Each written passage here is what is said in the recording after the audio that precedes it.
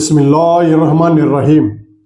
ఇక్కడ చెడులను నిరోధించడం గురించి ఏం చెప్పారో చూద్దాం. నిస్సందేహంగా సైతాను మానవుని బహిరంగ శత్రువు. భూమి సంస్కరించబడిన తరువాత దానిపై కల్లోలాలు సృష్టించడానికి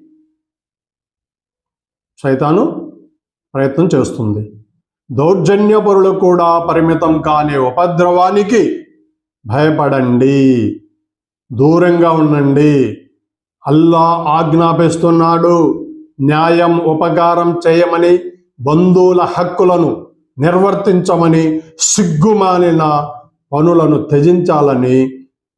మీలో కొందరు మంచి వైపునకు పిలిచేవారు, మేలు చేయమని ఆజ్ఞాపించేవారు, చెడుల నుండి వారించేవారు తప్పకుండా ఉండాలని మహనీయ ముహమ్మద్ సల్లల్లాహు అలైహి వసల్లం వారు అన్నారు. మీరు చెడుని చూసినట్లయితే చేత్తో ఆపండి, లేదా మాటతో ఆపండి.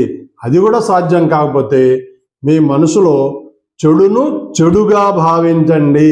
ఇది విశ్వాసానికి ఒక మెట్టు అని చెప్పడం జరిగింది.